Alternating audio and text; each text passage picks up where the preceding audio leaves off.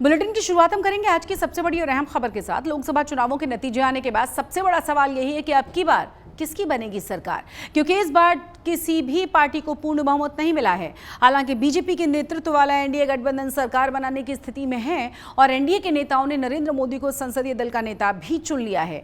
इसी बीच दिल्ली में जबरदस्त सियासी गहमागहमी है।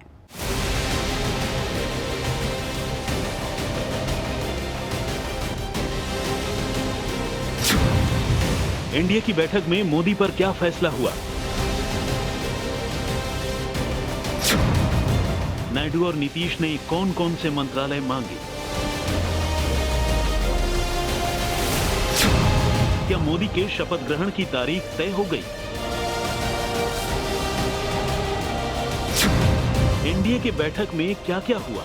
Inside story.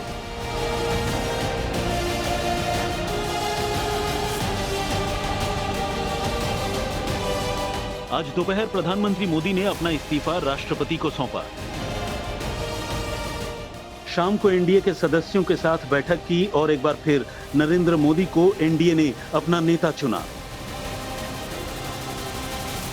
How can we contest elections if you are not a part of NDA? Three parties combined we collected. Why you got that doubt? I don't know. Sir, how was the meeting? How was the meeting, sir? Good. And sir, what about portfolios? Sir, anything? Sir, any portfolio? I will talk to you after. पक्ष में है कि भारत का तीसरी बार नरेंद्र भाई मोदी जी प्रधानमंत्री बनेंगे और हम लोग हिंदुस्तानी अवाम मोर्चा सेकुलर के लोग हैं, पहले से ही समर्थन दिए हुए हैं, आज भी कहते हैं कि जहां नरेंद्र मोदी जी रहेंगे वहां हम लोग सब रहेंगे। बिहार की सफलता से आशावान भी हैं और प्रसन्न भी हैं, जो नंबर हमें मिला है। और मैं इन सारी अफवाहों को, चर्चाओं को सिरे से खारिज करता हूं कि जेडीयू एनडीए के अलावा भी किसी तरह की सोच के प्रोसेस में नरेंद्र मोदी प्रधानमंत्री बनेंगे।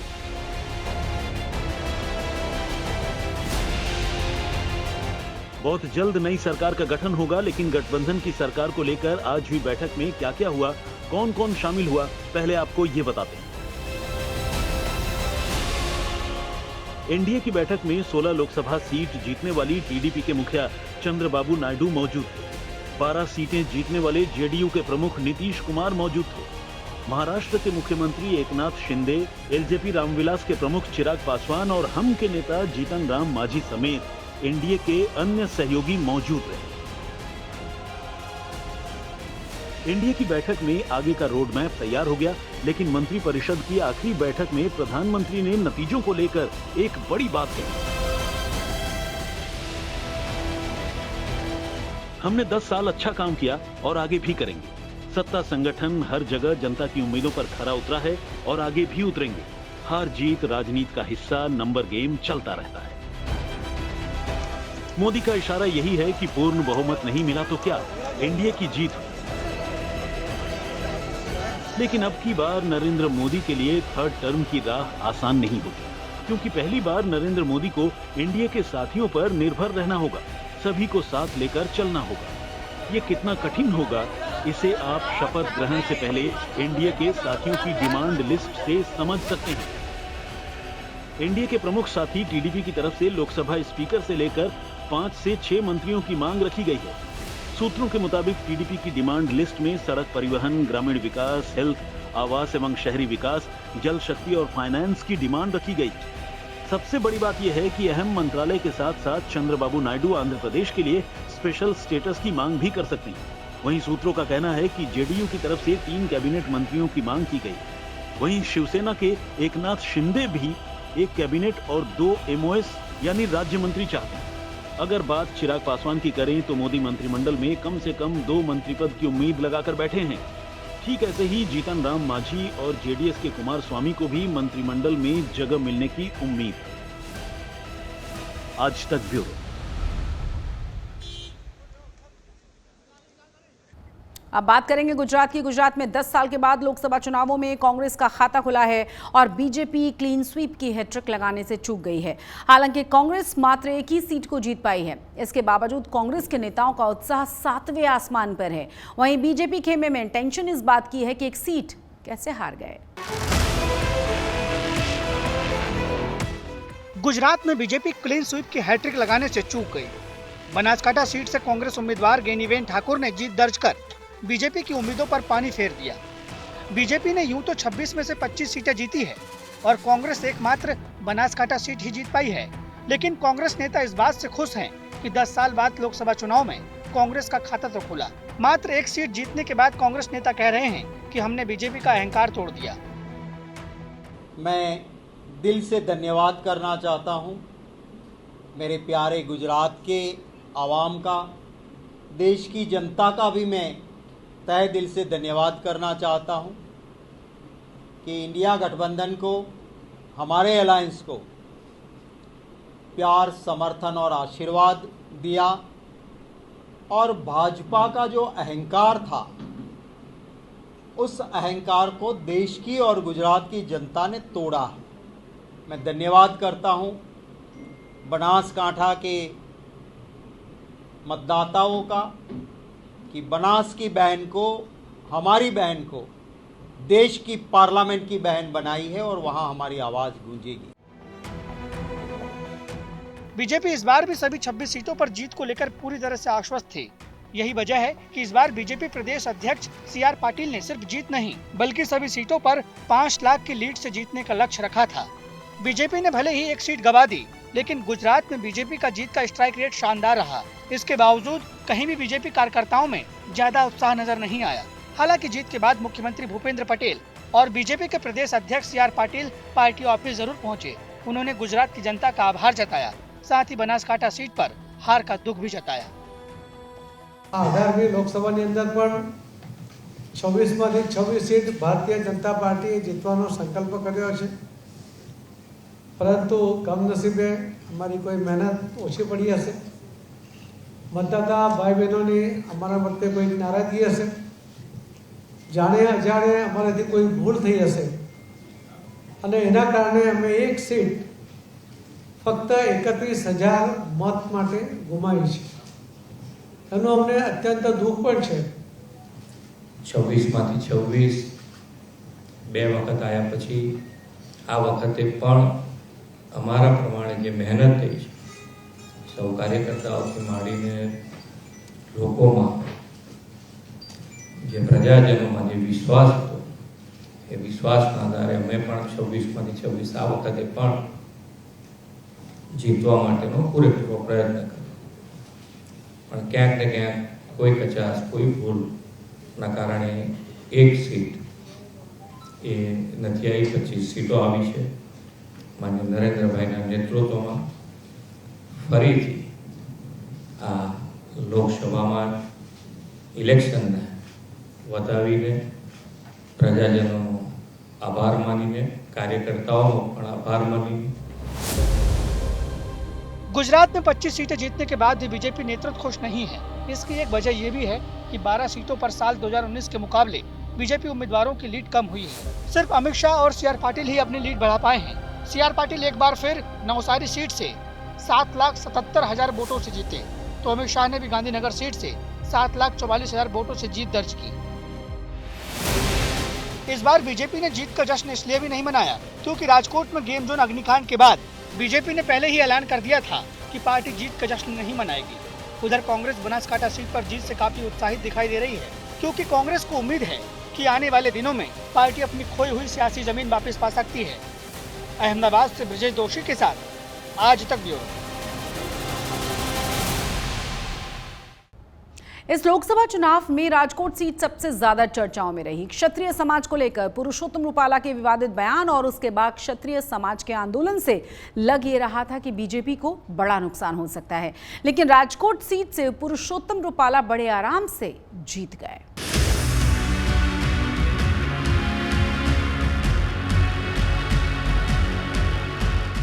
ये है पूर्व केंद्रीय मंत्री और राजकोट सीट से निर्वाचित सांसद पुरुषोत्तम रूपाला। इनके एक विवादित बयान की वजह से पूरे चुनाव में राजकोट सीट चर्चाओं में रही। क्षत्रिय समाज ने पूरे गुजरात में आंदोलन किया, लेकिन क्षत्रिय समाज के आक्रोश और विरोध प्रदर्शन के बावजूद रूपाला बड़ी जीत दर्ज करने में कामयाब हो गए। पुरुषोत्तम रूपाला के खिलाफ क्षत्रिय समाज के आंदोलन को देखते हुए कयास लगाए जा रहे थे कि इस बार बीजेपी राजकोट सीट गंवा सकती है, लेकिन चुनाव नतीजों ने सबको चौंका दिया। पुरुषोत्तम रूपाला ने न सिर्फ जीत दर्ज की, बल्कि उन्होंने कांग्रेस के परेश धनानी को 4,84,260 वोटों के बड़े अंतर से हराया। हालांकि जीत के बाद उन्होंने क्षत्रिय समाज के विरोध को लेकर कुछ नहीं कहा। भारतीय जनता पार्टी राजकोट के प्रत्याशी के रूप में लोकसभा क्षेत्र के मेरे सभी मतदाताओं को नमन करके उनका आभार प्रकट करना चाहता हूं। हमारे भारतीय जनता पार्टी के कार्यकर्ताओं ने जो पराक्रम की पराकाष्ठा की, परिश्रम की पराकाष्ठा की, उन सभी को मैं बधाई देना चाहता हूं। जिस प्रकार से मतदाताओं ने मतदान में रुचि ली और भारी मतदान किया, इसके लिए मैं मतदाताओं को भी फिर से धन्यवाद देना चाहता हूं। राजकोट सीट से हारने वाले कांग्रेस उम्मीदवार परेश धनानी ने भी रूपाला को जीत की बधाई दी। उन्होंने कहा कि हमने महंगाई, बेरोजगारी और भ्रष्टाचार के मुद्दों पर चुनाव लड़ा, लेकिन बीजेपी असल मुद्दों से जनता का ध्यान भटकाने में सफल रही। भारतीय जनता पार्टी के प्रत्याशी और भारतीय जनता पार्टी को मैं बधाई देता हूं। ये लड़ाई किसी व्यक्ति के खिलाफ नहीं थी, ये किसी पार्टी के खिलाफ नहीं थी। राजकोट का रण मैदान ये लड़ाई देश के संविधान को बचाने की, जन जन के संवैधानिक अधिकारों को आगे बढ़ाने की, सत्ता में बैठे लोगों के अहंकार को पिघालने की थी। मुझे लग रहा है कि कहीं स्वार्थ और भय की दीवार के बीच गुजरात के लोगों को गुलाम बनाने की जो भारतीय जनता पार्टी ने साजिश की थी, उसमें वो सफल हुए हैं। लोगों में मंदी, महंगाई, बेरोजगारी, अत्याचार, भ्रष्टाचार और कई समस्याओं से घिरी हुई गुजरात की सामान्य जनता, उनके दिल और दिमाग के बीच फासला बढ़ाने में भारतीय जनता पार्टी कामयाब है। क्षत्रिय आंदोलन का चेहरा रही पद्मनी बाला ने पुरुषोत्तम रूपाला की जीत पर क्या कहा, अब जरा वो भी सुन लीजिए। जो आंदोलन हमने जो शुरू किया था, जो शुरुआत हमारी थी, उस आंदोलन की तो जीती हुई है मेरे हिसाब से। कि जो हमने बहनों ने जो आंदोलन किया था और जब बीच में राजकारण आ गया और संकलन समिति जो बीच में आ गई, तो इस हिसाब से तो आंदोलन की हारी हुई है। वजह वो रही है कि जो हम जिस रास्ते पर चल रहे थे वहाँ से हमें एक राजकारण आ गया बीच में, और बीच में राजकारण लेके आए संकलन समिति। क्षत्रिय आंदोलन का सबसे बड़ा मकसद पुरुषोत्तम रूपाला को हराना था, लेकिन रूपाला जिस पाटीदार समाज से आते हैं, राजकोट सीट पर उसी पाटीदार समाज के सबसे ज्यादा वोट हैं। इसके अलावा रूपाला को दूसरे समाज के लोगों का समर्थन भी मिला। यही वजह है कि क्षत्रिय आंदोलन का असर नहीं हुआ और रूपाला बड़े मार्जिन से जीत दर्ज करने में कामयाब रहे। राजकोट से रौनक मजीठिया के साथ आज तक ब्यूरो। इस बार लोकसभा चुनाव में गुजरात की सिर्फ 25 सीटों पर ही वोटिंग हुई है, क्योंकि सूरत सीट से बीजेपी उम्मीदवार निर्विरोध जीत ही गए थे। नतीजे आने के बाद अब ये मामला गुजरात हाईकोर्ट पहुंचा है। कांग्रेस के नेताओं ने हाईकोर्ट में बीजेपी के निर्विरोध चुने गए सांसद मुकेश दलाल की सदस्यता रद्द करने की मांग की है। 2024 के लोकसभा चुनाव संपन्न हो चुके हैं। एनडीए फिर से सरकार बनाने जा रही है और इंडिया गठबंधन भी मजबूती के साथ उभर कर सामने आया है। ऐसे में सूरत लोकसभा सीट की बात करें तो पहले से ही बीजेपी के पक्ष में निर्णय जा चुका था, क्योंकि कांग्रेस के कैंडिडेट ने फॉर्म विड्रॉ कर लिया था, अन्य जो प्रत्याशी थे उन्होंने फॉर्म विड्रॉ कर लिया था, इसलिए निर्विरोध मुकेश दलाल बीजेपी के यहाँ से चुने गए थे। अब ये समग्र मामला गुजरात हाईकोर्ट में पहुंचा है। कांग्रेस के कुछ नेता हैं जो इस मामले को लेकर गुजरात हाईकोर्ट पहुंचे। अब देखना ये कि हाईकोर्ट क्या करेगा। इस मामले पर बातचीत करेंगे कल्पेश भाई बारोट, जो बीजेपी कांग्रेस के नेता हैं। कल्पेश भाई, ये पूरा मामला क्या था और क्या लेके हाईकोर्ट गए, क्या कुछ हाईकोर्ट में कहा है? हमने हाईकोर्ट में डिमांड रखी है कि सूरत लोकसभा का चुनाव नए तरीके से होना चाहिए। जो लोकसभा के सांसद बने मुकेश दलाल जी, उनका सांसद पर रोड होना चाहिए। और हमारी जो मुख्य डिमांड है कि भाजपा ने साम दाम दंड की नीति अपनाकर नीलेश कुमार के पास फॉर्म वापस खिंचवाए और सूरत के 19 लाख से ज़्यादा मतदारों का अधिकार छीनने का काम बीजेपी ने किया है। तो उसके बारे में हमने हाईकोर्ट में कंप्लेंट दाखिल करवाए। और दूसरे हमारे दो फरियादी फिरोज भाई मलिक और अशोक भाई पिपड़े, और 16,873 नंबर से हमारी एप्लीकेशन जमा हुई हाईकोर्ट में। तो हाईकोर्ट ने आपकी जो शिकायत है वो एक्सेप्ट कर ली है क्या? हाईकोर्ट ने हमारी शिकायत एक्सेप्ट कर ली है और मेरा ये भी कहना है कि अगर हाईकोर्ट से हमें न्याय नहीं मिला तो सूरत के मतदारों के लिए उनके हक अधिकार के लिए हम सुप्रीम कोर्ट तक जाएंगे, लेकिन मुझे पूरा भरोसा है कि हाईकोर्ट से हमें न्याय मिलेगा। मुख्य तौर पे किन बातों को आपने भार दिया है, हाईकोर्ट में समझाने का प्रयास किया और किन किन के खिलाफ एक्शन लेने की बात करी है? एक तो मुकेश दलाल का सांसद पर रोक होना चाहिए, दूसरा नीलेश कुमारी ने साम दाम दंड और वेट के हिसाब से जो फॉर्म वापस लिया है तो उनके खिलाफ भी कार्रवाई होनी चाहिए, क्योंकि सबसे बड़ा गुना गलत एफिडेविट करना है। तो नीलेश कुमारी ने खुद एफिडेविट किया था तो उनके खिलाफ गुना होना चाहिए। फिर दूसरा जिन लोग ने नोटरी किया था उनके खिलाफ भी गुना दाखिल होना चाहिए। ये हमारी मुख्य मांग है। क्या चुनाव अधिकारी को भी इसमें कहीं न कहीं आपने पक्षकार बनाया है कि भाई उनके खिलाफ किस तरह से होना चाहिए? चुनाव जब से डिक्लेयर हुआ था तब से चुनाव अधिकारी थे वो पूरा बीजेपी के कार्यकर्ता है, ऐसा उनका वर्णन था। तो उसके लिए चुनाव आयोग पे हमें कोई भरोसा नहीं है, इसलिए हमने गुजरात हाईकोर्ट में कंप्लेंट दाखिल किया है। क्या लगता है आपको, गुजरात हाईकोर्ट या सुप्रीम कोर्ट की आप बात कर रहे हैं, तो क्या इस मामले में कुछ नया मोड़ आ सकता है? हमें पक्का न्याय मिलेगा, हमें भरोसा है। और हमें न्याय हाईकोर्ट से नहीं मिला तो हमारे जो सीनियर एडवोकेट है पंकज चापानी था, उन्होंने हाईकोर्ट तक जाने का बोला है, सुप्रीम कोर्ट जाने का मैं बोला है। तो बिल्कुल आपने सुना कल्पेश भाई बारोट जो कांग्रेस के लीडर हैं और इनका साफ तौर पे कहना है कि जिस तरह से बीजेपी ने सूरत की लोकसभा सीट मुकेश दलाल के रूप में जीती थी उसको चैलेंज किया, क्योंकि सूरत के जो मतदाता हैं उनके साथ कहीं न कहीं गलत हुआ है।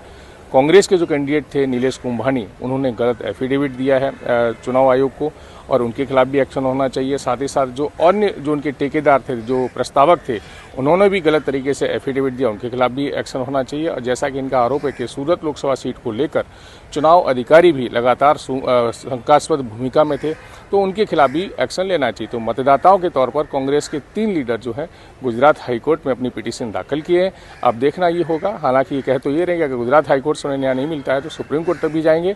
तो गुजरात हाईकोर्ट किस तरह का अपना इस मामले में रुख अख्तियार करता है और उसके बाद सुप्रीम कोर्ट से इनको न्याय मिलता है या नहीं, ये देखने वाली बात रहेगी। लेकिन फिलहाल हम बात कर सकते हैं कि सूरत लोकसभा सीट जो 2024 के चुनाव निर्णय आने से पहले ही चर्चा में आई थी, एक बार फिर से कहीं न कहीं चर्चा का केंद्र बिंदु बनने जा रही है, क्योंकि अब मामला पूरा ये कोर्ट में पहुंच चुका है। संजय सिंह राठौड़, सूरत, आज तक।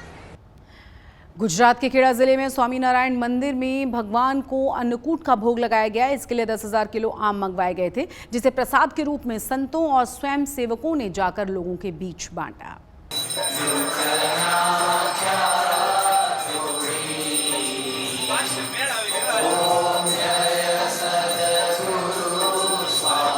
भगवान और आम ही आम, मंदिर में श्रद्धालुओं का सैलाब।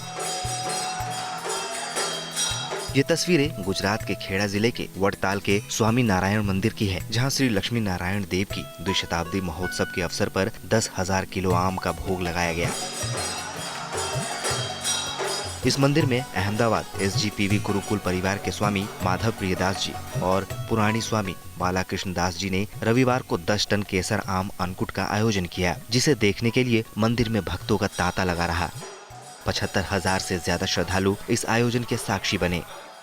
किया हुआ भोग स्वरूप, प्रसाद स्वरूप ये आम फल वृद्धाश्रम और दिव्यांग बालकों एवं अनाथ आश्रम में प्रसाद के रूप में वितरित किया जा रहा है। सबसे बड़ी खुशी इस बात की है कि जिसके हाथ में आम आता है उसके मुख पे जो स्मित आता है वो बहुत खुशी प्रदान करता है। वडताल स्थित स्वामी नारायण मंदिर देश के सबसे प्रसिद्ध मंदिरों में से एक है।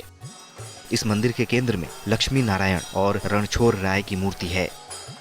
वहीं दाईं ओर स्वामी नारायण के साथ राधा कृष्ण की मूर्ति है, जबकि बाईं तरफ वासुदेव की मूर्ति है। मंदिर में भगवान को केसर आम का भोग लगाने के बाद संतों और स्वयं सेवकों ने आमों को वृद्धाश्रम, अनाथालयों और दिव्यांगों के केंद्रों में प्रसाद के रूप में बांटा। गुजरात के खेड़ा से हिताली शाह के साथ ब्यूरो रिपोर्ट। इसी के साथ आज तक गुजरात में आज के लिए बस इतना ही, लेकिन देश और दुनिया की तमाम बड़ी और अहम खबरों के लिए आप देखते रहिए आज तक।